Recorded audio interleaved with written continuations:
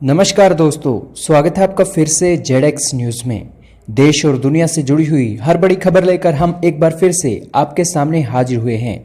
आज की इस वीडियो में हम आपको बताएंगे कि भारत के प्रधानमंत्री नरेंद्र मोदी ने किन किन उद्योगों के लिए कितना रुपया एक राहत पैकेज के लिए आज दिया है, और इसी के साथ जानेंगे कि आज लद्दाख में पाकिस्तान के मित्र देश चाइना को कैसे भारत ने फटकनी दी है, और इसी के साथ ये भी जानेंगे कि मिशन सागर के साथ भारत मालदीव की कितनी मदद कर चुका है, और इसी के साथ जानेंगे ताइवान मुद्दे पर भारत और चाइना में क्यों ठन गई है, और इसी के साथ ये भी जानेंगे कि वुहान में 1.1 करोड़ लोगों का टेस्ट करने जा रहा है चीन। तो दोस्तों, इन मेरी सभी बड़ी खबरों को हमने आज जाना है, तो आप सभी से गुजारिश है कि इस वीडियो को अंत तक जरूर देखिएगा। शुरू करते हैं प्यारे भारत की खबरों से। उससे पहले चैनल पर नए हैं तो चैनल को सब्सक्राइब जरूर करें। शुरू करते हैं प्यारे भारत की खबरों से। जी हाँ दोस्तों, कल भारत के प्रधानमंत्री नरेंद्र मोदी ने 20 लाख करोड़ रुपए का पैकेज भारत की इकोनॉमी को एक क्वांटम जंप देने के लिए कर दिया है। दरअसल दोस्तों, ये 20 लाख करोड़ का पैकेज जिन जिन इंडस्ट्री और जिन जिन सेक्टर को दिया जाएगा, उसका ऐलान 18 मई से पहले भारत की वित्त मंत्री निर्मला सीतारमण करने जा रही है। मगर दोस्तों, ये इतना बड़ा राहत पैकेज है कि भारत की जितनी जीडीपी है उसका 10% ये राहत पैकेज का ऐलान आज भारत सरकार ने किया है। दोस्तों, इसी को लेकर छोटे उद्योगों को भारी टैक्स में छूट देने का भी एक सरकार इस बारे में सोच रही है। हालांकि अभी जो लॉकडाउन के कारण भारत का कोई भी धंधा चल नहीं रहा था, उस कारण से उन इंडस्ट्री को काफ़ी नुकसान हुआ है, और इसकी भरपाई के लिए ही उन्हें अब टैक्स में छूट के साथ साथ राहत पैकेज दिए जाएंगे। वहीं दोस्तों, इसी के साथ आपकी जानकारी के लिए बता दें कि अमेरिका ने जीडीपी का 13% अपने राहत पैकेज में दिया है, तो जापान ने 21% अपनी जीडीपी का एक राहत पैकेज में अपने देश में लगाया है। वहीं दोस्तों, भारत के प्रधानमंत्री नरेंद्र मोदी ने कल यह भी कहा कि भारत को अब आत्मनिर्भर बनना चाहिए, क्योंकि भारत के लिए ये एक स्वर्णिम युग की शुरुआत है, क्योंकि जो 21वीं सदी भारत की सदी है, हम पहले कहा करते थे, वो अब समय आ गया है। दरअसल भारत के प्रधानमंत्री नरेंद्र मोदी का इशारा इसी ओर था कि भारत अब चाइना जैसा सुपर पावर बनने की ओर अग्रसर हो रहा है, क्योंकि चाइना से अब कंपनियां भारत आने लगी हैं। हालांकि एप्पल से लेकर वो 100 अमेरिकी कंपनियां जो अभी हाल ही में उत्तर प्रदेश आने के बारे में सोच रही थी, उनको कंफर्म कर दिया गया है। और इसी के साथ चाइना को सबक सिखाने के लिए पूरी दुनिया ताइवान और भारत को और वियतनाम को एक बहुत बड़े अवसर के रूप में देख रही है। हालांकि दोस्तों, भारत के लिए भी एक बहुत बड़ी चुनौती है, क्योंकि भारत की जो लेबर है उसको अब चाइनीज लेबर की तरह एक मशीन की तरह काम करते हुए देखना चाहिए, क्योंकि दोस्तों चीनी लेबर बहुत काम के प्रति डेडिकेटेड है और जी तोड़ मेहनत से वो अपने काम करती है। हालांकि उनका किया हुआ काम कितना भी नालायक और बेढंगा क्यों ना हो, परंतु वो जी तोड़ मेहनत करते हैं, इस बारे में कोई भी शक नहीं है। और ऐसी ही मेहनत भारत को भी करनी होगी अगर भारत को भी सुपर पावर बनना है तो। और इसी के लिए भारत ने कहा है, इसलिए भारत के प्रधानमंत्री नरेंद्र मोदी ने कहा है कि भारत को अब आत्मनिर्भर भारत बनना होगा, जैसे आत्मनिर्भर चाइना पिछले कोई 20 सालों में बना था। हालांकि दोस्तों, आपका इस बारे में क्या कहना है, खुलकर अपनी राय कमेंट सेक्शन में जरूर लिखें। चलते हैं अगली बड़ी खबर पर। यह खबर लद्दाख क्षेत्र से जुड़ी हुई है। जी हाँ दोस्तों, पाकिस्तान का मित्र देश चाइना इस दौरान भारत को काफ़ी फटकनी देने के लिए अपने हथकंडे अपना रहा है। हालांकि ये जो हथकंडे चाइना अपना रहा है, ये पाकिस्तान को खुश करने के लिए भी हैं, और इसी के साथ भारत पर अपनी हबड़ास निकालने के लिए भी हैं। दरअसल लद्दाख और सिक्किम में भारतीय और चाइनीज सैनिकों के बीच मतभेद हो गया था, जिसके चलते हाल ही में 250 के करीब भारतीय और चाइनीज सैनिक लद्दाख में और 150 के करीब सिक्किम क्षेत्र में आमने सामने आ गए थे। परंतु सिक्किम में तो भारत के 4 जवानों ने चीन के 7 सैनिकों को पटखनी दे दी, और इसलिए अब लद्दाख सेक्टर में टेंशन अपने चरम पर पहुंच गया है। दरअसल चाइना ने अपने हेलीकॉप्टर अपनी सीमा पर भेज दिए। हालांकि वो जो सीमा थी, वो सीमा उस हेलीकॉप्टर ने भारत की सीमा में प्रवेश नहीं किया था। हालांकि वो चाइना की ही सीमा में एक जो फ्लाई बैक किया था, उन्होंने वो ही फ्लाई बैक किया है। हालांकि इसी के साथ भारत ने भी चाइना के इसी हेलीकॉप्टर के एक जो फ्लाईबैक है, इसके जवाब देते हुए आज भारत ने सुखोई Su-30 से फाइटर जेट से उस चाइना के हेलीकॉप्टर का जवाब दिया है। हालांकि भारत ने भी उनके क्षेत्र में प्रवेश नहीं किया और अपने ही क्षेत्र में फ्लाई बैक करके चाइना को एक कड़ा संदेश दिया है कि अगर आप एक हेलीकॉप्टर लाएंगे तो हम सुखोई Su-30 फाइटर जेट लाएंगे, और अगर आप सैनिकों को लाएंगे तो हमारे 4 सैनिक ही आपके 7 सैनिकों को पटखनी देने के लिए काफ़ी हैं। और दोस्तों, भारत का ये कड़ा रुख देखकर चाइना अब बौखला गया है और चाइना अब ये होचे तरीके अपनाकर भारत को घेरने की कोशिश कर रहा है। मगर दोस्तों, भारत इनसे कभी भी डरने वाला नहीं है और भारत अब सक्षम भारत है और 130 करोड़ भारतीयों का भारतवर्ष आज चाइना को सबक सिखाने के लिए पूरी तरह से तत्पर और एकदम बेबाक नज़र से भारत की सरकार की ओर देख रहा है। चलते हैं अगली बड़ी खबर पर। यह खबर जुड़ी हुई है मिशन सागर से। जी हाँ दोस्तों, भारत सरकार ने इन दौरान मिशन सागर चला रखा है।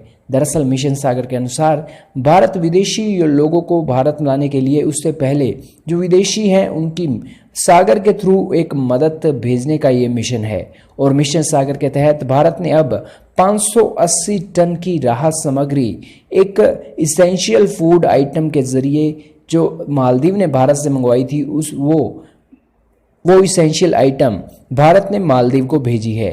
हालांकि दोस्तों, ये मिशन सागर के तहत कोविड-19 की मेडिकल इक्विपमेंट के साथ साथ जो भी दवाइयां हैं वो भी मिशन सागर के तहत भारत अपने अड़ोसी पड़ोसी देशों को दे रहा है। और इसी के साथ इसेंशियल फूड आइटम की डिलीवरी भी भारत अब अपने अड़ोसी पड़ोसी देशों में अपने अच्छे संबंधों और भारत की छवि को बेहतर बनाने के लिए पूरी दुनिया में कर रहा है। और अब मालदीव को 580 टन की राहत सामग्री भेजी गई है। चलते हैं अगली बड़ी खबर पर। यह खबर ताइवान से जुड़ी हुई है। जी हाँ दोस्तों, ताइवान मुद्दे पर भारत और चाइना में ठन गई है। जहां पर सिक्किम और लद्दाख क्षेत्र में चाइना अपनी ऐंठ जताने के लिए भारत को एक सबक सिखाने की कोशिश कर रहा है, तो वहीं चाइना को सबक सिखाने के लिए भारत के पास स्वर्णिम अवसर है, क्योंकि भारत ताइवान को special invitation world health assembly में नॉमिनीज के रूप में दे सकता है। हालांकि भारत भी अभी पावर आई है, भारत के पास भी अभी पावर आई है इसी वर्ल्ड हेल्थ असेंबली में नॉमिनीज को चुनने के लिए। हालांकि भारत अगले 3 सालों के लिए वर्ल्ड हेल्थ असेंबली में किस नॉमिनीज को WHO का एक पार्ट बनना है उसको चूज कर सकता है। और अभी हाल ही में भारत ने जापान को रिप्लेस किया है। हालांकि वर्ल्ड हेल्थ असेंबली की जो मीटिंग है वो मीटिंग होने वाली है 18 मई को, जहां पर 34 देश ये फैसला लेंगे कि कौन कौन से देश इसमें वो अपना हिस्सा लेंगे। हालांकि दोस्तों, WHO में जो अभी हाल ही में गड़बड़ हुई है जिस कारण से ये महामारी पूरी दुनिया में फैली है, उसी बारे में ताइवान ने पूरी दुनिया को सबसे पहले बता दिया था। और यही कारण है कि ताइवान के अभी जो केसेस हैं चाइना के साथ लगते हुए भी, और चाइना के लोग बहुत बड़ी संख्या में ताइवान जाते हैं, इसके बावजूद भी ताइवान में सिर्फ 500 से भी कम केस सामने आए हैं। और यहाँ तक कि 10 से भी कम मौतें ताइवान में अब तक हुई हैं। और ये सब कारनामे देखते हुए ताइवान इस वायरस से बहुत अच्छी तरीके से निपटा है। हालांकि 2002-3 में जब सार्स नाम की महामारी आई थी तब ताइवान इससे काफ़ी ज़्यादा प्रभावित हुआ था। और उसी समय का नतीजा है कि ताइवान ने अपनी इंटेलिजेंस एजेंसियों और अपने खुफिया विभाग के साथ मिलकर चाइना पर हर नज़र बनाए रखी। और इसी दौरान 31 जनवरी को ताइवान ने WHO को मेल करके कह दिया था कि ये वायरस ह्यूमन टू ह्यूमन फैलता है, आप जितना जल्दी हो सके इस पर चाइना से जाने वाली और चाइना से आने वाली फ़्लाइटों पर रोक लगा दे, क्योंकि ये वायरस ह्यूमन टू ह्यूमन फैल रहा है। मगर WHO ने उस दौरान कोई भी गौर नहीं की, और यही गलती है कि पूरी दुनिया आज इस वायरस का अंजाम भुगत रही है। हालांकि दोस्तों, इसी मुद्दे पर ताइवान को अब वर्ल्ड हेल्थ असेंबली में WHO का एक सहायक मेंबर बनाने के लिए अमेरिका ने पहल रख दी है। हालांकि दोस्तों, ये मेंबर इसलिए बनाया जाएगा ताकि WHO जो ताइवान का अपना जो वो है बात नहीं सुन रहा है उसकी बात सुन सकेगा अगर वो एक मेंबर होगा। हालांकि WHO ताइवान को कोई भी अपना मेंबर नहीं मानता है, और इसी के साथ ताइवान चाइना का ही हिस्सा है, इसी बात पर WHO भी अड़ा हुआ है। परंतु दोस्तों, अमेरिका सहित पूरी दुनिया के अभी सभी देश भारत के नेतृत्व में अब ताइवान को WHO का मेंबर वर्ल्ड हेल्थ असेंबली में बनाने जा रहे हैं। वहीं दोस्तों, आपका इस बारे में क्या कहना है कि क्या ताइवान को भी वर्ल्ड हेल्थ असेंबली में WHO का मेंबर चुना जाना चाहिए या नहीं? कमेंट सेक्शन में जरूर बताएं। चलते हैं अगली बड़ी खबर पर। यह खबर चाइना से जुड़ी हुई है। जी हाँ दोस्तों, चाइना में वुहान में करीब 1.1 करोड़ लोगों का टेस्ट कराने जा रही है सरकार। जी हाँ दोस्तों, वुहान में पिछले कोई 7-8 दिनों के बाद जब कोरोना वायरस का केस सामने आया है तो वुहान की सरकार चौकन्नी हो गई है। दरअसल वुहान की सरकार इसलिए चौकन्नी हो गई है क्योंकि यहाँ पर केस जो सामने आया है ये कहीं सेकंड वेव का तो हिस्सा नहीं है। फर्स्ट वेव तो पूरी दुनिया में फैल गई, लेकिन सेकंड वेव कितनी खतरनाक है इस बारे में चाइना अभी काफ़ी असमंजस की स्थिति में है, क्योंकि सेकंड वेव खुलने से पूरा का पूरा चाइना खुल गया है और लोग एक जगह से दूसरी जगह जा रहे हैं।